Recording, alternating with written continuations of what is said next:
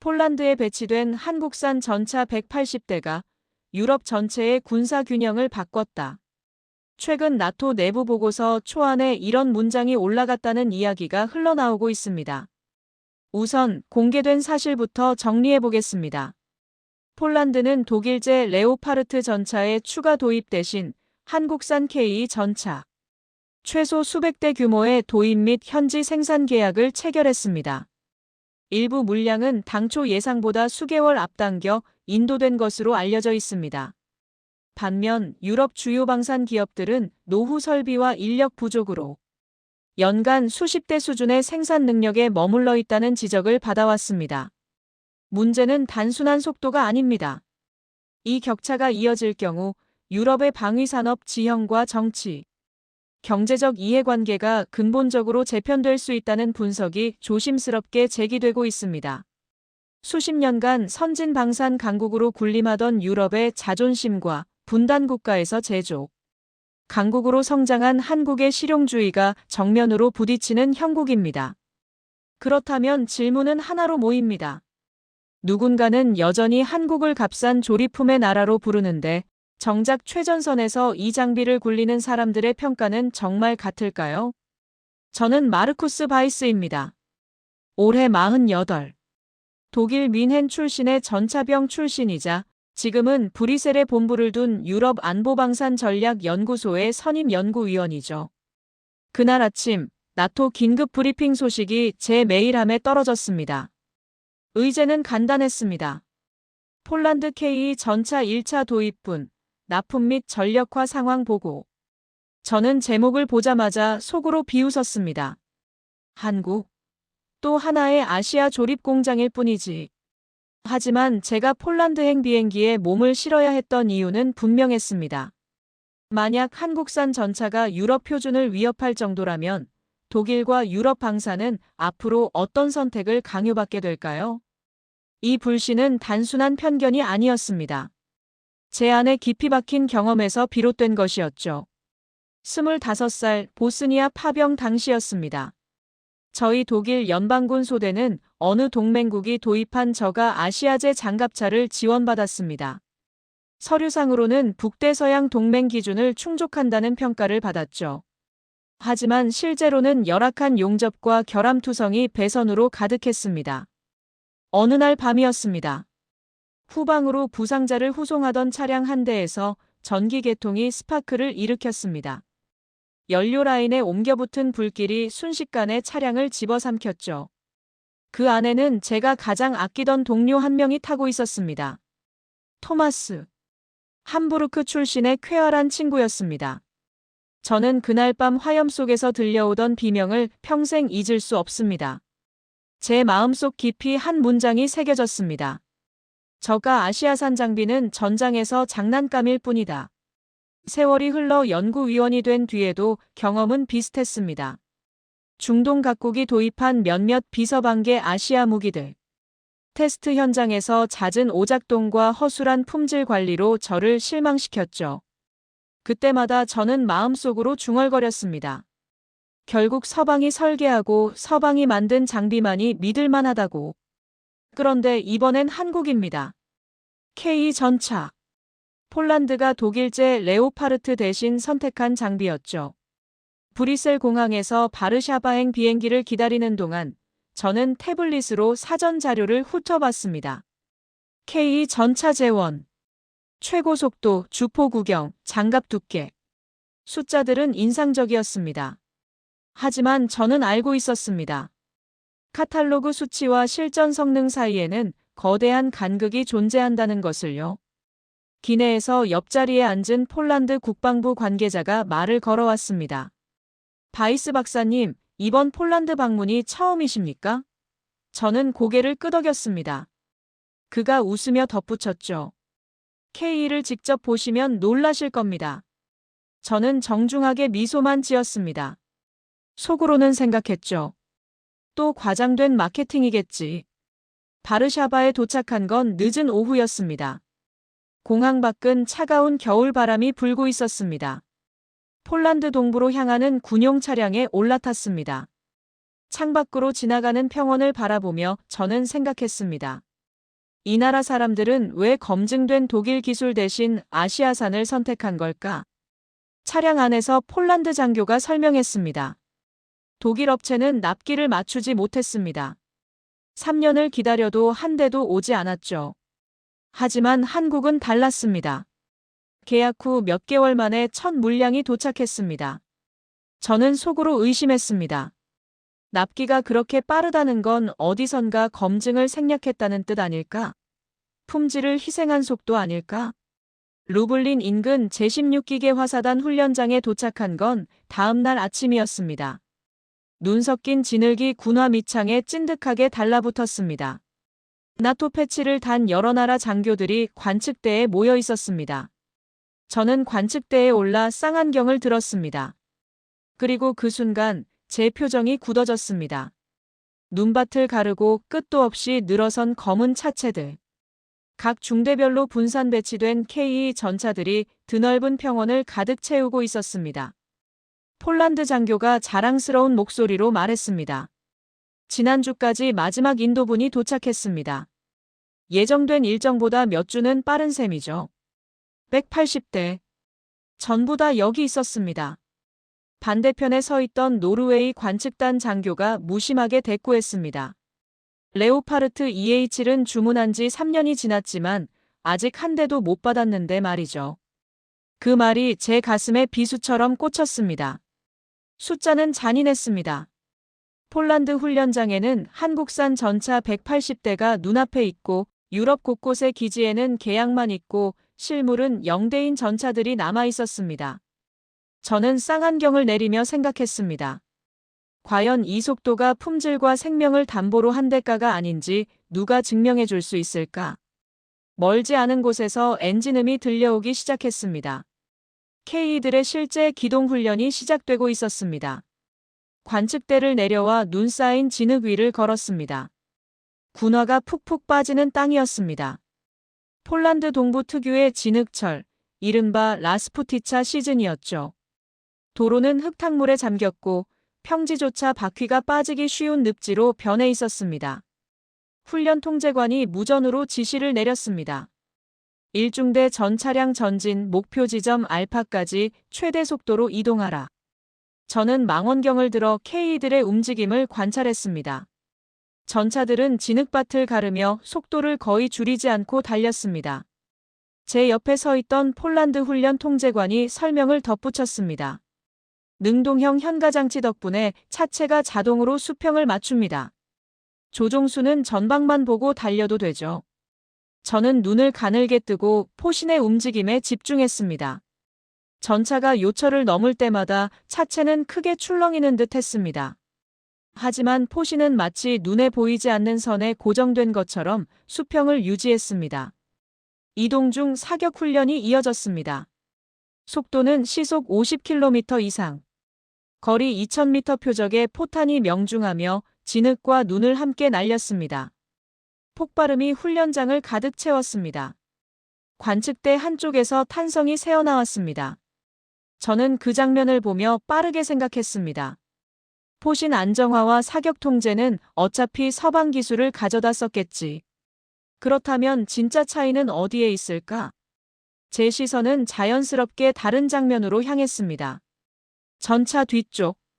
진흙 범벅이 된 정비병들의 동선이었습니다. 그리고 임시 정비소로 복귀하는 K들의 작업 속도였죠. 한 대의 전차가 정비소 앞에 멈춰 섰습니다. 엔진룸 커버가 열리고 정비병 2명이 안으로 들어갔습니다. 저는 시계를 확인했습니다. 얼마나 걸릴까? 폴란드 정비 중령이 옆에서 덧붙였습니다. 모듈형 설계라 주요 부품은 통째로 빼서 교체하면 됩니다. 부품 나사 하나 찾느라 전차를 세워두는 시간을 줄인 거죠. 그 말에 저는 잠시 숨이 멎는 듯 했습니다. 보스니아에서 죽어간 토마스가 탔던 그 장갑차. 결국 야전에서 부품 하나를 구하지 못해 정비가 밀리고 밀리다가 사고를 냈습니다. 만약 그때 모듈형 설계였다면, 만약 부품을 빠르게 교체할 수 있었다면, 제 마음속 어딘가에서 작은 균열이 생기기 시작했습니다. 20분 후, 그 전차는 다시 시동이 걸렸습니다. 정비병들이 엄지를 치켜 세웠습니다. 전차는 다시 대열로 복귀했습니다. 저는 독일에서 본 레오파르트 정비 과정을 떠올렸습니다. 같은 작업에 최소 2시간은 걸렸습니다. 부품 도면을 찾고 창고를 뒤지고 전문 기술자를 기다리는 시간까지 합치면 더 길어졌죠. 훈련이 계속되는 동안 저는 관측대 구석에서 노트에 메모를 적었습니다. 납기 준수, 기동 성능, 정비 속도, 모듈형 설계. 하나하나가 제 기존 믿음과 충돌했습니다. 오후가 되자 날씨가 더 악화됐습니다. 눈이 굵게 내리기 시작했고 바람이 거세졌습니다. 시야가 100m도 안 되는 상황이었습니다. 훈련 통제관이 무전을 켰습니다. 이중대 전 차량 야간 기동 및 열상 표적 사격 준비하라. 저는 고개를 들었습니다. 이 날씨에 훈련을 계속한다고? 폴란드 장교가 제 표정을 읽었는지 설명했습니다. 실전은 날씨를 기다려주지 않습니다. 러시아 국경에서 몇백 킬로미터 떨어지지 않은 이곳에서 우리는 항상 준비되어 있어야 합니다. 그 말에 저는 아무 말도 할 수 없었습니다. 폴란드는 평화를 누리는 서유럽이 아니었습니다. 이들에게 전쟁은 먼 과거의 이야기가 아니라 언제든 다시 올 수 있는 현실이었죠. 어둠이 내리고 눈보라가 훈련장을 휩쓸었습니다. K들은 열상 장비를 가동하며 표적을 탐지했습니다. 포성이 눈보라를 뚫고 울려 퍼졌습니다. 명중탄이 계속 이어졌습니다. 저는 그 장면을 보며 생각했습니다. 과연 이 전차들의 진짜 국적은 설계 도면에 찍힌 나라일까? 아니면 그 안에 타는 병사의 생명을 어떻게 대하는지에 달려 있을까? 훈련이 끝난 후 저는 임시 막사로 돌아왔습니다. 뜨거운 차를 마시며 창밖을 바라봤습니다. 눈 속에서도 정비병들은 여전히 전차들을 점검하고 있었습니다. 한국에서 온 기술 지원팀도 함께였습니다. 그날 밤 저는 잠을 이루지 못했습니다. 제 머릿속에서는 두 가지 장면이 계속 교차했습니다. 보스니아에 불타는 장갑차. 그리고 폴란드 눈밭에서 20분 만에 다시 달리기 시작한 K. 어쩌면 제가 평생 믿어온 진실이 흔들리고 있는 건 아닐까? 서방만이 진짜 기술을 만든다는 신념. 아시아산은 결국 값싼 모조품이라는 편견. 그 모든 것이 제 안에서 조용히 무너지기 시작했습니다. 훈련이 끝난 밤, 폴란드 북부의 한 군사도시 술집이었습니다. 각국 장교와 자문관들이 모여 맥주잔을 기울이고 있었습니다. 낮은 조명 아래 목재 테이블이 놓인 전형적인 유럽식 펍이었죠. 독일 국방부 파견 장교 클라우스 호프만 중령이 먼저 입을 열었습니다. 사실 우리의 레오파르트 생산 라인은 문제투성이입니다. 그는 반쯤 비워진 잔을 내려놓고 씁쓸하게 웃었습니다. 저는 잔을 든 채 그를 바라봤습니다. 클라우스는 제 독일 연방군 선배였습니다. 그가 이렇게 솔직하게 말하는 건 처음이었죠. 기계는 80년대, 90년대 설비 그대로입니다. 숙련공들은 대부분 은퇴했어요. 정치인들은 군수 투자에 표를 줄 생각이 없고요. 결국 언젠가 필요해지면 그때 가서 늘리자라는 발상으로 버텨온 셈이죠. 프랑스에서 파견된 르클레르 전차 담당 장교도 고개를 끄덕였습니다. 우리도 비슷합니다. 연간 생산량이 10대 남짓이니 이 속도로는 동유럽에서 전쟁이 나도 제때 못 갖다 주겠죠. 저는 무심히 물었습니다. 그렇다면 최근에 늘어난 유럽 발주 물량은 어떻게 처리하고 있습니까? 클라우스 중령이 잠시 말을 고르다가 주변을 한번 둘러보고 낮은 목소리로 말했습니다. 일부 핵심 부품은 이미 한국과 몇몇 동아시아 업체에서 조달받고 있습니다. 특수강, 정밀 가공 부품 같은 건 특히요. 속도와 품질을 동시에 맞춰줄 곳이 거기밖에 없어서요. 그 말은 제 오래된 믿음에 균열을 내는 망치와 같았습니다. 서방만이 진짜 기술을 만든다는 신념 뒤편에서 이미 서방이 한국 부품에 의존하는 구조가 조용히 진행되고 있었던 것입니다. 저는 잔을 내려놓으며 물었습니다. 그럼 우리가 자랑하던 독일 기술은 도대체 어디에 있는 겁니까? 클라우스가 한숨을 쉬었습니다.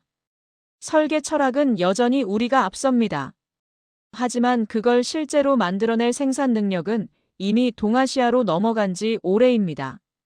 네덜란드 장교가 태블릿을 꺼내어 자료 하나를 보여주었습니다. 한쪽에는 독일, 프랑스, 영국의 연간 전차 생산량이 있었습니다. 다른 한쪽에는 한국의 전차 자주포 장갑차 생산 규모와 조선, 자동차, 반도체, 철강까지 연결된 공급망 구조가 도표로 정리되어 있었습니다. 우리는 전차를 군수산업 안에서만 봐왔습니다. 한국은 그걸 전체 제조업 생태계 위에 올려놓고 있죠. 저는 화면을 뚫어져라 바라보며 생각했습니다. 그렇다면 지금까지 제가 믿어온 선진국 우월감은 과연 무엇 위에 세워져 있었던 것일까? 술집 문이 열리고 폴란드 장교 한 명이 들어왔습니다. 그는 한국에서 온 기술 지원팀과 함께 야전 정비를 마치고 막 돌아온 참이었습니다. 땀과 기름때가 그대로 묻은 작업복 차림이었죠. 우리 병사들은 이제 고장난 전차가 며칠씩 세워져 있는 모습을 본 적이 없습니다. 정비 인력과 부품이 먼 나라 공장이 아니라 바로 옆 텐트에 있기 때문이죠. 그 말은 낮에 진흙 속에서 본 장면과 맞물려 제 머릿속을 맴돌았습니다. 저는 클라우스에게 물었습니다. 독일 업체들도 이렇게 기술자들을 몇 달씩 보내서 같이 생활합니까? 클라우스는 고개를 저었습니다. 우리는 매뉴얼과 한 라인만 남겨두고 떠납니다. 나머지는 현지 정부의 몫이죠. 저는 잔을 들어 한 모금 마셨습니다. 쓴맛이 입안 가득 퍼졌습니다. 그게 맥주 때문인지 제 마음 때문인지 알 수 없었습니다. 프랑스 장교가 말했습니다. 솔직히 말하면 우리는 전차를 팔고 싶은 거지 책임지고 싶은 게 아닙니다. 한국은 반대인 것 같네요. 그 말이 제 가슴 한구석을 찔렀습니다. 보스니아에서 토마스가 탔던 그 장갑차. 납품한 업체는 사고 이후 어떤 책임도 지지 않았습니다. 매뉴얼대로 정비하지 않은 현지 군대 책임이라고만 했죠. 술집 안이 잠시 조용해졌습니다. 각자 자기 나라 방산의 민낯을 들여다보는 듯한 침묵이었습니다. 노르웨이 장교가 무거운 목소리로 말했습니다. 제 아들이 내년에 입대합니다. 만약 전쟁이 난다면 제 아들이 탈 전차는 어느 나라 것이길 바라겠습니까? 저는 솔직히 한국산을 선택하겠습니다. 그 말에 술집 안에 모두가 고개를 숙였습니다. 저도 마찬가지였습니다. 저는 그날 밤 숙소로 돌아오는 길에 생각했습니다. 유럽이 여전히 한국을 조립공장으로 부를 자격이 있는가? 아니면 이미 중요한 것을 놓치고 있는 쪽은 유럽 자신인가? 침대에 누워서도 잠이 오지 않았습니다. 제 머릿속에서는 폴란드 훈련장의 K들이 계속 달리고 있었습니다. 눈보라 속에서도 멈추지 않고 전진하는 그 모습이 마치 한국이라는 나라 자체 같았습니다. 다음 날 아침, 저는 폴란드 동부의 K 정비소로 향했습니다. 훈련 후 돌아온 전차들이 진흙과 눈으로 뒤덮인 채 줄지어 서 있었습니다. 그 위를 오르내리는 인물들 중 유난히 눈에 띄는 사람이 있었습니다. 김지연, 현대로템 해외 현장 기술 지원 총괄 팀장이었습니다. 이번 폴란드 프로젝트의 현장 사령관 같은 존재였죠. 그녀는 헬멧 대신 두꺼운 비닐을 눌러 쓴 채 작업복, 바지에 무릎까지 진흙에 잠긴 상태로 엔진룸을 들여다보고 있었습니다. 그 옆에서 폴란드 정비병이 걱정스러운 얼굴로 물었습니다. 팀장님, 오늘 야간까지 계속하실 겁니까? 이제 그만 쉬셔도 됩니다. 김지연은 짧게 웃으며 고개를 저었습니다. 오늘 고생한 건 사람이 아니라 전차예요. 이 친구들 먼저 상태 확인하고 나서 쉬어도 늦지 않죠. 저는 그 모습을 멀리서 지켜봤습니다. 유럽의 방산 기술자들은 보통 사무실에 앉아 데이터를 분석합니다. 현장에 직접 내려와 진흙 속에 무릎을 꿇는 경우는 거의 없었죠. 임시 회의실로 들어갔을 때 벽에 붙은 작은 사진 몇 장이 눈에 들어왔습니다. 한국에 두고 온 가족들이었습니다. 그리고 경찰 제복을 입은 남자 하나. 사진 밑에는 볼펜으로 적은 짧은 메모가 붙어 있었습니다. 중미 파견 가 있으니 서로 조심. 저는 그 메모를 보며 문득 깨달았습니다. 이 사람은 가족과 떨어져 몇 달씩 폴란드 눈밭에서 살고 있구나. 정비가 끝나갈 무렵 젊은 폴란드 병사 하나가 어색한 표정으로 김지연에게 다가왔습니다. 손에는 작고 낡은 포장지에 초콜릿바가 하나 들려 있었습니다. 이거 어머니가 보내주신 건데 팀장님께 드리고 싶어서요. 김지연이 당황해하며 손사래를 쳤습니다. 아니, 이런 건 내가 먹어야지. 전투 준비하는데 에너지 필요하잖아. 병사는 고개를 숙인 채 조심스럽게 말을 이었습니다. 팀장님이 고쳐주신 이 전차가 언젠가 제 가족을 지켜줄 거라고 믿습니다. 그러니까 고맙습니다. 그 말에 현장에 있던 모두의 표정이 잠시 굳어졌습니다. 저도 마찬가지였습니다. 전차는 철판과 기계의 덩어리이지만 그 안에 타는 병사에게는 집을 지켜줄 방패 그 자체였습니다. 제 머릿속에 보스니아의 어두운 밤이 떠올랐습니다. 불타오르던 장갑차의 잔해. 그때는 아무도 그 차량을 끝까지 책임지는 모습을 보여주지 않았습니다. 정비를 마무리하면서 폴란드 정비병이 저에게 물었습니다. 박사님, 유럽 회사들도 이렇게 기술자들을 몇 달씩 보내서 같이 생활합니까? 저는 순간 대답을 잃었습니다. 제가 알고 있는 서방 업체들은 대부분 매뉴얼과 한 라인만 남겨두고 떠났습니다. 현장에 남는 것은 국가 예산과 정비병의 고생뿐이었죠. 김지연은 초콜릿을 조심스럽게 받아들며 말했습니다. 우리가 만든 장비가 실전에서 멈추면 멈추는 건 철판이 아니라 사람의 삶이니까요. 그 정도 책임은 당연히 져야죠. 그 말은 제 오래된 신념 위에 조용히 내려앉았습니다. 저는 평생 기술의 깊이라는 단어만 되뇌어왔습니다. 하지만 책임의 깊이에 대해서는 단 한 번도 진지하게 생각해 본 적이 없었습니다. 저녁이 되어 김지연 팀장과 짧은 대화를 나눌 기회가 있었습니다. 저는 물었습니다. 왜 이렇게까지 하십니까? 계약서에는 이런 현장 지원까지 명시되어 있지 않을 텐데요. 그녀는 잠시 생각하다가 답했습니다. 제 남동생이 경찰입니다. 중미에서 치안 지원 업무를 하고 있죠. 그 친구한테 들었어요. 한국이 지원한 장비 덕분에 납치된 아이를 구했다고. 그 이야기를 듣고 생각했습니다. 우리가 만드는 건 단순한 제품이 아니라 누군가의 생명을 지키는 도구라는 걸요. 저는 그 말에 숨이 멎는 듯 했습니다. 유럽의 방산업체들은 전차를 상품으로 봅니다. 한국은 그걸 약속으로 보고 있었습니다. 김지연이 덧붙였습니다. 한국도 한때 누군가의 도움 없이는 버티기 어려운 나라였습니다. 그래서 압니다. 지금 당장 약속을 지켜줄 누군가가 얼마나 중요한지요. 그날 밤 숙소로 돌아오는 길, 저는 폴란드의 밤하늘을 올려다봤습니다. 별이 총총했습니다. 제 마음속에서는 무언가가 천천히 무너지고 있었습니다. 전차를 고르는 기준은 결국 성능 수치일까요? 아니면 고장났을 때 누가 여기까지 와 있는가 하는 문제일까요? 저는 이제 답을 알 것 같았습니다. 폴란드 임무가 끝난 지 반년 뒤였습니다. 저에게 예상치 못한 제안이 들어왔습니다. 중미 소국 산 아우렐리오에 대한 UN 치안 경찰 역량 강화 프로젝트 평가팀에 합류해달라는 요청이었습니다. 그 프로젝트에는 한국경찰청과 KOICA가 파트너로 참여해 있었습니다. 저는 브리핑 자료를 넘기며 입가에 비꼼이 스쳤습니다. 이번에는 전차 대신 경찰인가? 어차피 아시아식 보여주기 프로젝트겠지. 산 아우렐리오는 통계상으로 세계 최악 수준의 살인 납치율을 기록해온 도시국가에 가까웠습니다. 거대 갱단들이 거리와 골목을 장악한 채 시민들을 공포에 몰아넣고 있었죠.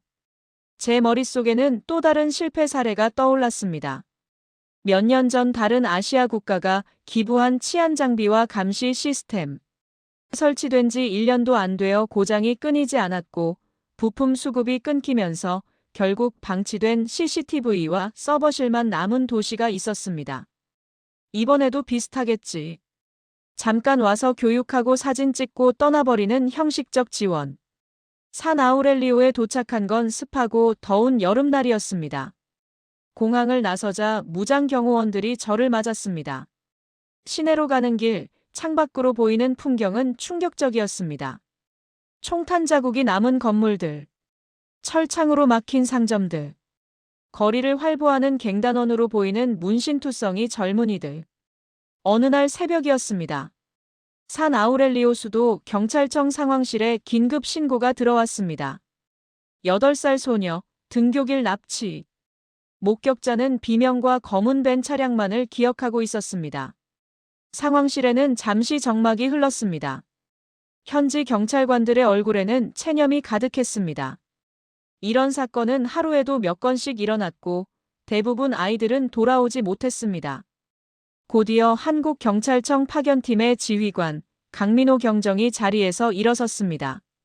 지금부터 골든타임 6시간 안에 아이의 위치를 찾겠습니다. 저는 모니터 뒤편에서 그 장면을 지켜보고 있었습니다. 제 머릿속에는 똑같은 문장이 떠올랐습니다. 이번에도 결국 장비 몇 대 보여주고 실패하는 것 아닌가. 하지만 곧 제 눈앞에서 전혀 다른 광경이 펼쳐지기 시작했습니다. 한국에서 가져온 AI 안면 인식 시스템이 도시 곳곳에 CCTV 영상과 연동되며 실시간으로 화면을 분할해 내보냈습니다. 분석 요원들은 몇 분 만에 아이와 비슷한 체형의 아이가 탄 차량을 찾아냈습니다. 번호판 인식 모듈은 순식간에 차량 등록 정보와 이동 경로를 띄워냈습니다. 그 사이 다른 팀은 이미 열화상 드론을 띄울 준비를 하고 있었습니다. 강민호 경정이 산 아우렐리오 경찰 책임자에게 말했습니다. 우리 방식대로 하려면 현장 지휘권 일부를 저희 팀과 공유해 주셔야 합니다.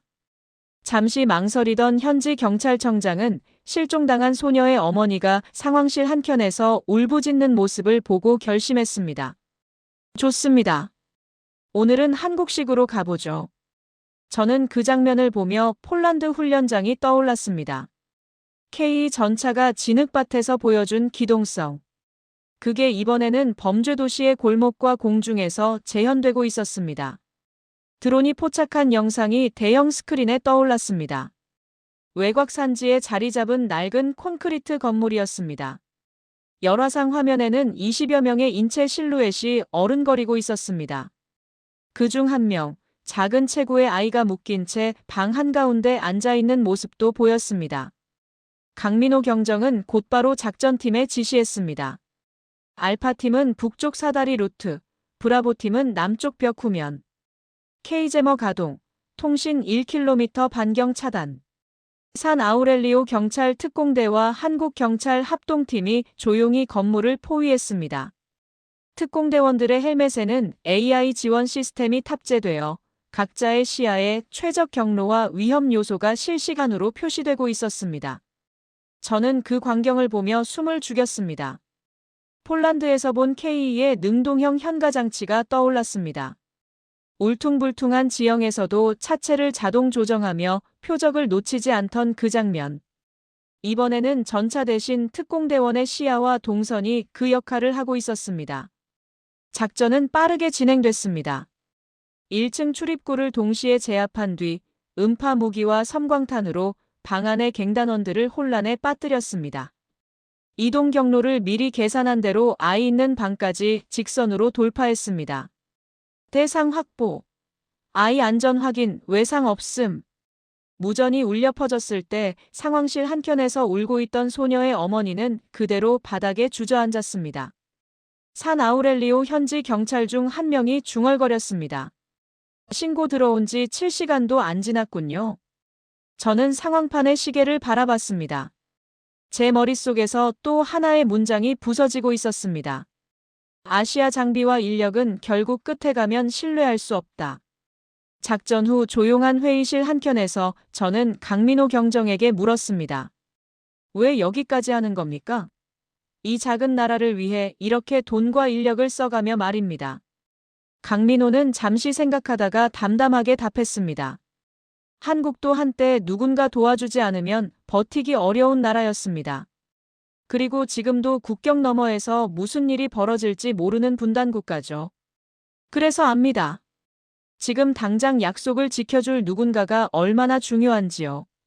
그 말은 폴란드 정비소 벽에 붙어 있던 김지연 팀장의 남동생 경찰 사진과 겹쳐졌습니다.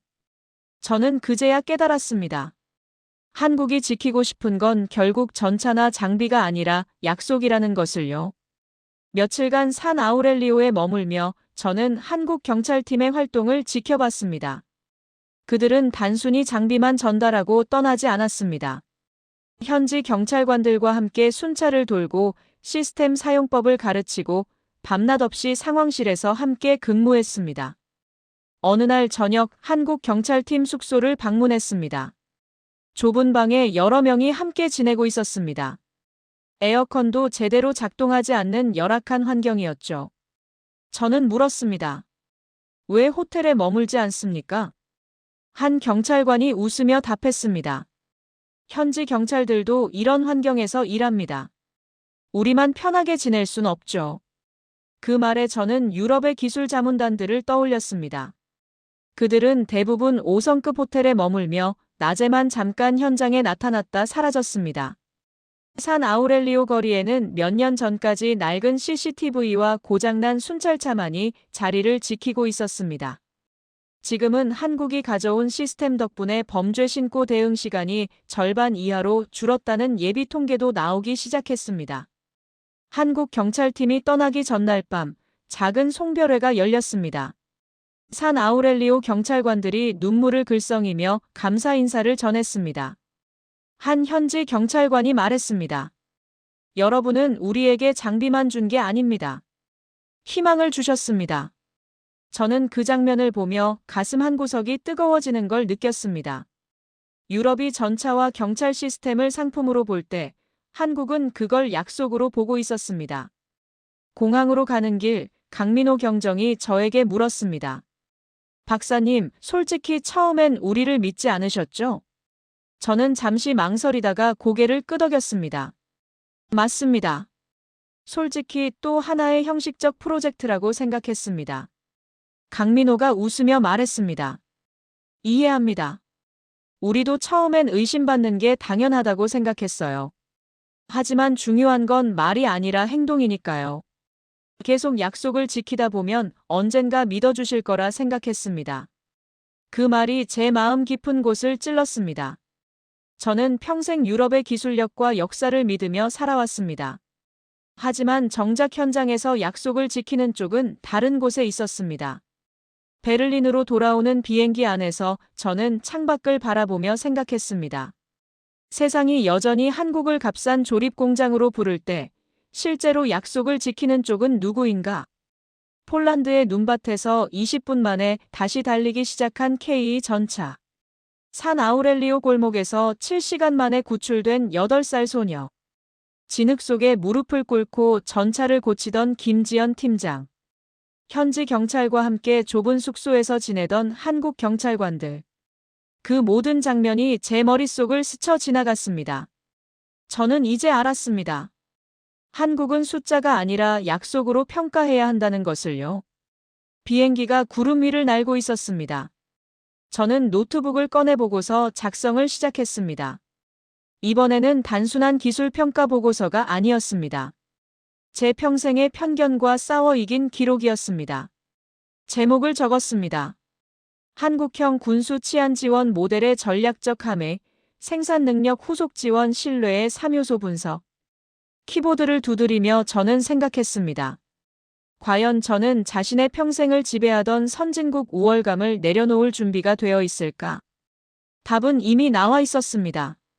네, 이제는 준비되었습니다. 며칠 뒤, 베를린의 제 연구소 회의실이었습니다. 창밖에는 겨울비가 부슬부슬 내리고 있었습니다. 저는 폴란드 K 프로젝트와 산 아우렐리오 K 치안 협력 사례를 묶은 종합보고서 초안을 정리하고 있었습니다. 본문 앞부분은 여느 보고서와 다르지 않았습니다. 연도, 수량, 비용, 도입 일정, 효율성 지표. 폴란드에서 확인한 K 전차의 기동 사격 성능. 산 아우렐리오 치안 프로젝트 이후 범죄 감소율과 시민 만족도 그래프. 하지만 제가 가장 오래 붙들고 있던 부분은 보고서 마지막 장에 들어갈 결론 문장이었습니다. 저는 긴 고민 끝에 이렇게 적었습니다. 한국의 군수 치안 지원 모델은 제조 기술의 수출을 넘어 공동 책임이라는 개념을 함께 이전하는 형태로 진화하고 있다.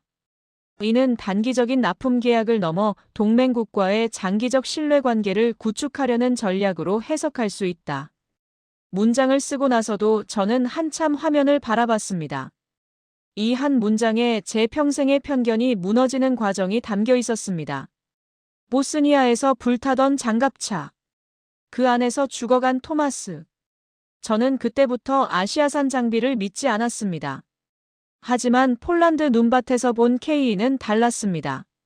산 아우렐리오 골목에서 본 한국 경찰팀도 달랐습니다. 그들은 단순히 물건을 팔고 떠나지 않았습니다. 끝까지 책임졌습니다. 며칠 뒤 열린 비공개 브리핑이었습니다. 유럽 각국의 국방안보 담당 고위 관료들이 모였습니다. 독일 국방부 차관이 저에게 물었습니다. 바이스 박사, 정리해서 묻겠소. 한국산 전차와 한국식 치안 시스템을 우리 동맹의 핵심 옵션으로 고려할 만한가? 저는 잠시 눈을 감았다 뜨고 폴란드와 산 아우렐리오에서 들었던 말들을 떠올렸습니다. 기술의 역사는 독일과 프랑스가 길 수 있습니다. 하지만 지금 이 순간 약속을 지키기 위해 가장 멀리 가장 깊이 들어가 있는 쪽은 한국이라는 점만은 부정하기 어렵습니다. 회의실이 잠시 조용해졌습니다. 몇몇은 고개를 끄덕였고 몇몇은 불편한 표정을 지었습니다. 저는 계속 말을 이었습니다. 우리는 오랫동안 기술의 우월함만 이야기해왔습니다. 하지만 정작 현장에서 필요한 건 기술이 아니라 신뢰였습니다. 제때 도착하는 장비. 고장나면 즉시 달려오는 기술자. 병사와 경찰관의 생명을 자기 일처럼 여기는 책임감.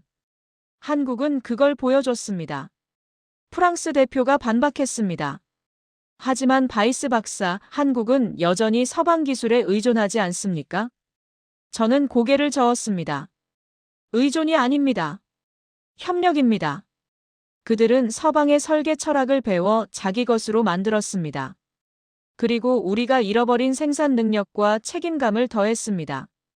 결과적으로 우리보다 나은 결과물을 만들어냈죠. 독일 차관이 물었습니다. 그렇다면 우리 유럽 방산의 미래는 어떻게 봅니까? 저는 잠시 망설이다가 솔직하게 답했습니다. 변화하지 않으면 도태될 것입니다. 한국처럼 책임지는 자세를 배우지 않으면 우리는 결국 카탈로그만 화려한 박물관 전시품을 만드는 꼴이 될 겁니다. 브리핑이 끝나고 회의실을 나서던 길, 제 휴대폰에 한 통의 메시지가 도착했습니다. 발신인 KIMJIYEON. 내용은 이랬습니다. 산 아우렐리오 프로젝트에 제 동생이 다시 합류했다네요. 조만간 폴란드에도 경찰 협력 프로그램이 들어오길 바란답니다. 저는 잠시 미소를 지었습니다. 유럽의 진흙과 중미의 골목 어딘가에서 한국의 전차와 경찰이 동시에 돌아가고 있을 풍경이 머릿속에 그려졌습니다. 복도를 걸으며 저는 생각했습니다. 한국을 향해 속으로 이렇게 인정했습니다. 완벽하지 않을지 몰라도 적어도 약속을 끝까지 지키려는 나라라는 점만은 더 이상 부정할 수 없겠구나. 사무실로 돌아와 창밖을 바라봤습니다. 베를린의 겨울비가 계속 내리고 있었습니다. 저는 보고서 파일을 열고 마지막 문장을 추가했습니다. 결론적으로 한국의 방산 및 치안 지원 모델은 21세기 국제 협력의 새로운 기준을 제시하고 있다. 이는 단순한 기술 이전이 아닌 파트너십에 기반한 공동 책임 모델이다. 유럽이 이를 배우지 못한다면 우리는 역사 속으로 사라질 것이다. 문장을 쓰고 나서 저는 파일을 저장했습니다. 제 평생의 편견이 한 보고서 안에서 완전히 무너진 순간이었습니다. 그로부터 몇 주 후, 저는 다시 폴란드를 방문했습니다. 이번에는 평가단이 아니라 자문관 자격이었습니다. 유럽 방산 업체들과 한국 업체 간의 협력 프로젝트를 중재하는 역할이었죠. 루블린 인근 훈련장은 여전히 눈으로 덮여 있었습니다. 하지만 이번에는 K 전차들 옆에 독일제 레오파르트도 함께 배치되어 있었습니다. 합동 훈련이었습니다. 김지연 팀장도 여전히 현장에 있었습니다.